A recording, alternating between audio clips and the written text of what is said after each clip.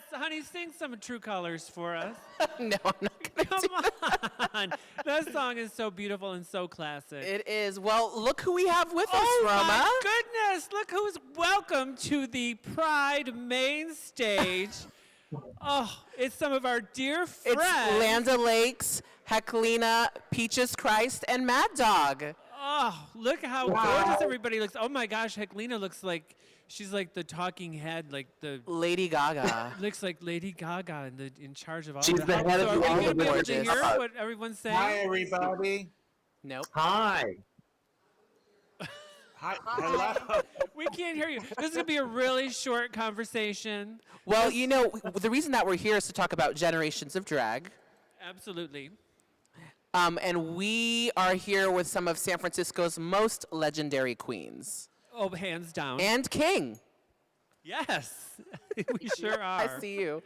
So this is an unusual experience. I know that all of you have been on the main stage at San Francisco Pride before, but not quite like this.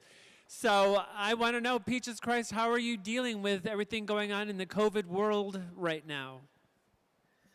Well, I guess like everyone else, I've become really good at beaming out from home and Zooming, and I guess I'm dealing with it okay. I actually traveled for the first time. I just got back into San Francisco, so that was a little stressful.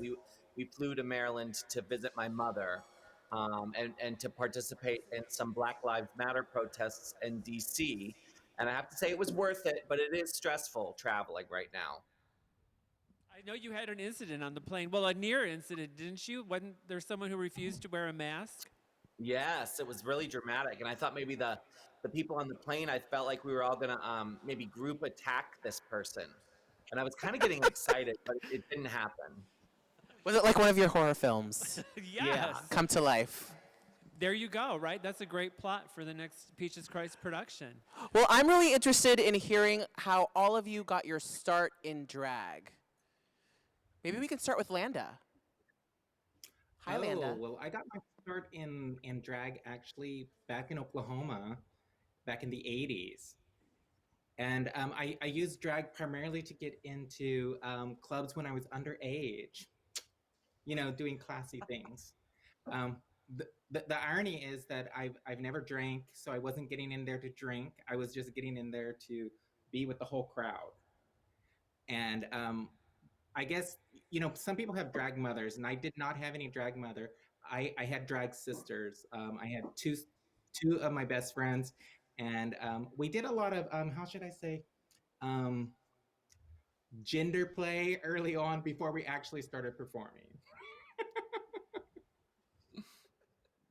I have to ask, Heklina, how did you go from being in the Navy to running around in women's clothing? Please tell us what happened. Well, there's a lot in between there. There's a lot of drugs, and there's a lot of nightclubbing in the 80s, and there's crash landing in Iceland. And I was dabbling in drag there a little bit. I actually was instrumental in starting the first drag cabaret club in Reykjavik called Moulin Rouge.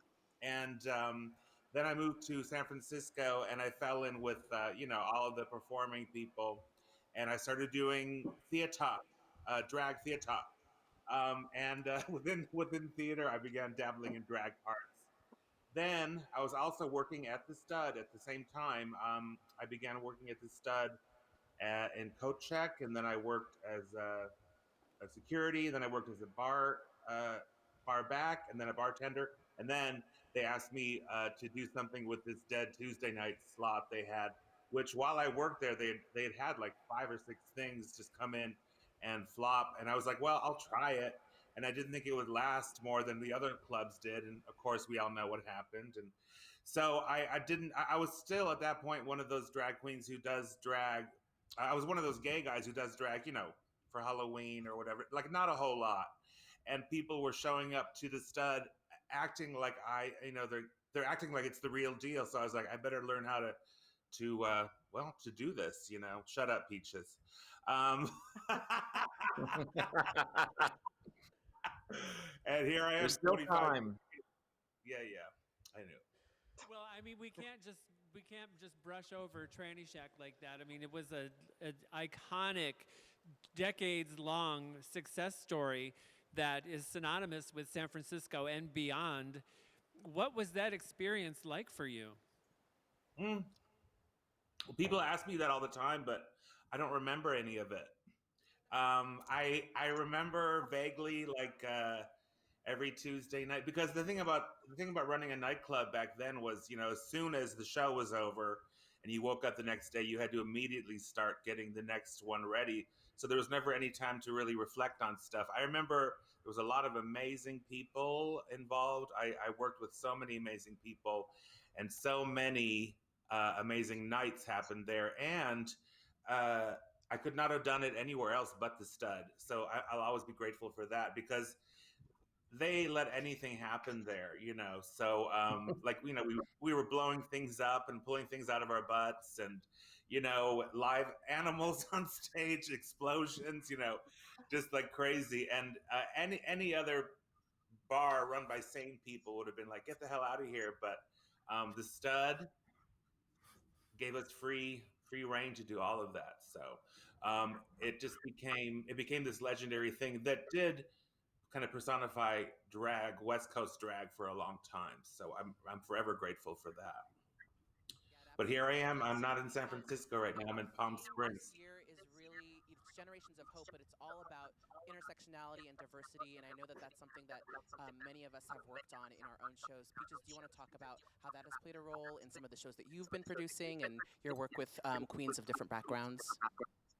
Sure. I think, yeah, I mean, I got my start in drag in San Francisco at Tranny Shack, and had this offshoot that really I think was part of that umbrella of the same scene called Midnight Mass, which was a midnight movie series. And as we grew over the years, at first it was just a small group of friends who were kind of doing stupid stuff before movies. And, I didn't take it very seriously. And I certainly didn't think it would turn into something that became a career. But after many years, when it started to become something that people in San Francisco counted on and appreciated, and they took seriously, I realized I had a responsibility as far as being a producer, especially a white producer who's male, cis male in drag, to always include, and this was really part of Tranny Shack, a diverse lineup on stage, and from the very beginning, we included, people of all genders and gender identities. Back then, we didn't even have the same words that we are using now. But certainly, trans women and non-binary folks and cis women were always included as part of our drag scene. And in fact, so much so that I thought it was weird when I went other places, and they thought we were weird. Um, and I'll say that the other thing that has been tricky in San Francisco is being sure that you don't put up a show with an all white cast, because it can be very easy to do that here in the gay community. And it's done, more often than it should be. And I'll say that one time I did a show, it was a Wizard of Oz show at the Castro. And I was mortified afterwards when someone had mentioned that the entire cast was white. I was embarrassed and felt like that could never happen again. It was up to me to make sure that that never happened again. And since then, we don't talk about it very much, but behind the scenes, I think producers have an obligation to be sure that their shows are diverse and inclusive of a variety of people, because it's too easy, for it not to be, sadly, still in this scene. I've been really lucky to be the co-host of the San Francisco Drag King contest for probably Heklina and I. We did Folsom Street Fair together for 15 years. They even gave us a key to the fair. Remember, Heklina? We Yes. both decided to bow out at the same year. That was a big surprise, because remember, we didn't want to go to that dinner, and then they're like, please come to the dinner. And they surprised us with those plaques there. Yes. But It many, was many great. years. It was Yes. great. But working in the drag king community, I have to say there is a lot of diversity in the drag king community. I was one of my favorite groups has always been Mama's Boys, Alex Yuen and that group. I mean, I'm like I turn into a screaming 13-year-old groupie whenever they're on stage. I love them. So I'd love to hear from Mad Dog. You look fucking sexy. Can I say effing on here? Well, you did. You You did. look fucking sexy right today. Tell us a little bit about the drag king community and what's going on.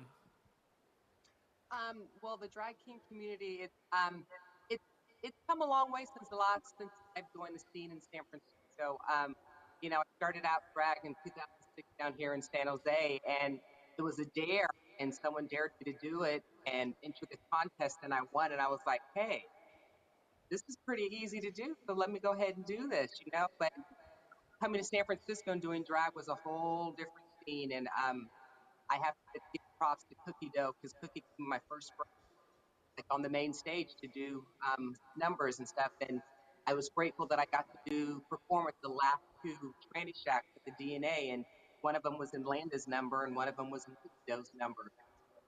So being a drag king in the San Francisco community, even in just drag period, a lot of people don't even know what drag kings are, which is really sad. But I think we're educating a lot of people on what drag kings are, and we come in all different forms, shapes, sizes, and all this and that. I'm just proud to be a part of something that is getting recognized today as for drag kings. So I'm just happy to be a part of that. Well, I have to say, you make it look easy. Yeah, I find acting like a dude very difficult. In fact, I don't think I've ever successfully done it. So, You congratulations. look like one right now. You look like one right now. Landa, though. you're also a hero. You open Pride every year with Bates. Let's talk about your community and the things that you do. Well, my community is primarily the indigenous community. That's who, outside of drag, that's who I'm with, and sometimes even inside drag, that's who I'm with. I started a group out here called the Brush Arbor Girls back in 2004, and it's a Native American drag troupe, and we started doing shows. And this was all around the time that actually I started performing at Tranny Shack, and I won the infamous Tranny Shack. It's no longer named that. It's no longer a club. Don't get upset. But that's what it was back then. And maybe Heklina can explain the change of the name later on. But anyway, I was performing there, so it really helped the Brush Arbor Girls to succeed in our fundraising efforts because I've always been involved in raising funds and especially for the indigenous community. And the funny thing about San Francisco is that a lot of times that's sort of where indigenous people end up. We end up only doing prayers for different groups. They'll think, let's include Native people, and they'll say, oh, well, if we're going to include Native people, let's get a prayer. And I think prayer is important, but I don't think that that's all that indigenous people are. We're not just prayer people. We are actually we may be spiritual, but we have much more diversity than that. And I always found that really sad. I think that's one of the reasons why I started the Weaving Spirits Festival this last year is because I wanted to have a place that Native people could come and perform and not necessarily be what you call teachers of culture, but rather be able to give them a platform just to perform and not have to explain or teach. When you think about art is one of those things where explaining it is just too much.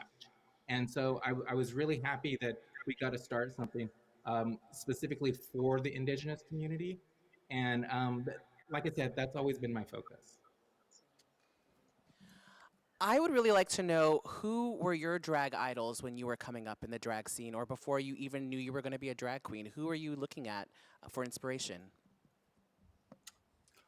Okay, so my biggest drag idol was a performer back in Oklahoma. There was an underage club, and it was called the Rec Room.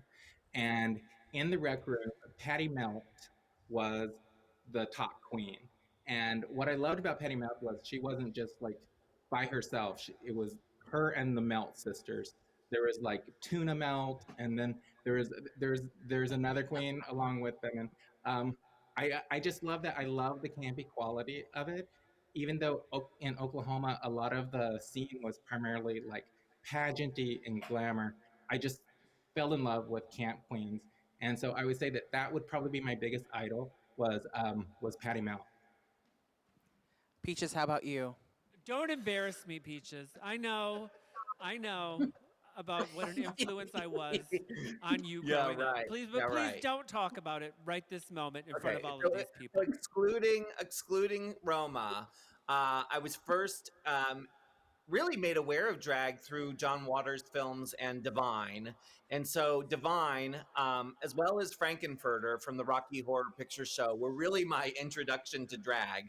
And then through my obsession with Divine and John Waters, I found out about the Coquettes, and of course learned about San Francisco and Hibiscus and Sylvester and Ruby, and then Doris Fish and the Vegas and Space Crew.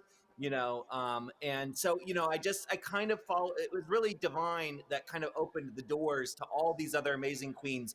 Eventually leading up to Sister Roma, who became the most amazing queen I'd ever seen in my life, really. Wow, thank you for throwing me a bone, really. I Yeah, you're appreciate it. welcome. How about you, Heklina? Well, I'm just trying to get over what Peaches just said. But yes, well, she certainly borrowed some makeup tips. I'll say that. But okay, so I do agree with Peaches about John Waters and cult films. I was also very influenced by rock and roll stars like David Bowie. I loved strong women that I saw. Susie Sue, Elizabeth Taylor, people like that. And I was also really enamored with the New York drag scene in the mid '90s. People like Lady Bunny or Mistress Formica or Varla Jean Merman, all those people, Jackie Beat, because they were people who were doing it and they seemed to have a really strong sense of business and work ethic. And I went to Bianca Del Rio's birthday party last night, and talk about work ethic. That house is just so incredible. I came back to my house and I was like, I had house like envy, you know what I mean? But she has, so it's a work ethic, and I've tried to always impart that too with what I do. So strong people, I guess. You have a beautiful home in Palm Springs, Heklina. You had to pick my jaw up off the ground when I saw it. It's very lovely. You should be very proud of it, for real. Thank I you, want to know thank who you. your influences were, honey.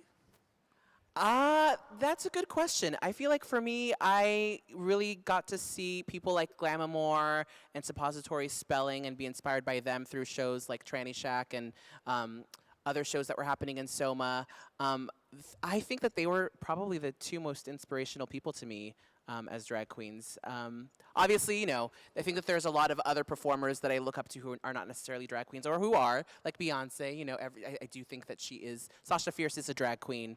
A lot of people also look up to Lady Gaga, and I also believe she's a drag queen. But I think for me, in terms of drag queens who I got to see in person, who have really inspired me to keep performing and who just, I think, help me to completely sort of transcend space and time when I watch them are people like Glamour and Suppository Spelling. Absolutely. I mean, they can make you cry and laugh like back to back. It's insane. My favorite drag queen is Bugs Bunny. I absolutely, it's my favorite drag of all time. But my story is more like Landa's. The first person that I ever saw in drag was in Grand Rapids, Michigan, in a tiny little bar with no windows called the Carousel. And there was a 450-pound black drag queen named Odessa Brown, honey. And she got up on that stage and she performed to And I'm Telling You, I'm Not Going from Dreamgirls. I had never seen anything like it in my life. I was underage in this bar. I was just screaming, crying, throwing money. She was pounding on the floor. It literally changed my life. I had to go out and get the soundtrack, I had to go see I've seen the show 3 times. Like, I swear to God, she just influenced my life in such a way I'll never forget. That's so You were sweet. underage. I want to know what it's like for you, Mad Dog. Who did you look up to? How did you shape your character? Who are your inspirations? Well, when I first started doing that, I didn't really know much. I didn't really do my history because, again, like I said, I didn't really know there were other drag kings around. But coming to the scene in San Francisco, of course, people like Pro, Budgie Fatah, Kid to pot. Kid to pot is my absolute idol. When I grow up, I want to be just like Kid. You know, Kid's amazing. And as I've gotten older and gotten to know a lot more people, people like Moby Dick is a great inspiration to me. I mean, there's so many of us out there. It just took me a little bit of time to learn a bit of the history of how drag kings became. And it's like we've got some amazing kings out there that have been doing this for 20, 25 years. That's great. I would like to hear what you think about the future of drag in San Francisco and beyond. What do you see, Peaches, coming? You've always been a visionary. You've been a motivator, a creator. What's next?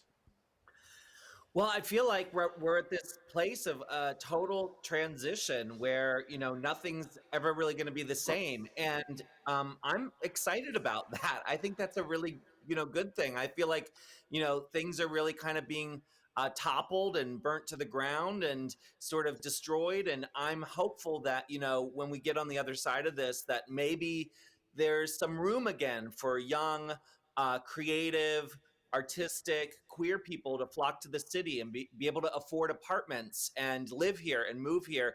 And I'm kind of looking forward to those people, when we get on the other side of this mess and we elect a new president, to really kind of invent something new and take us in a new direction.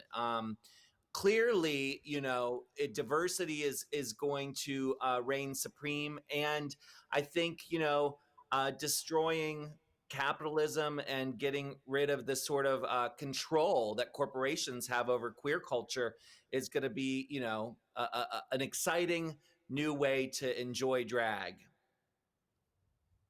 That sounds good to me. What about the future of queer spaces? What is that going to be like in the future? Yeah, I mean, Heklina, the things that you've created are really impressive.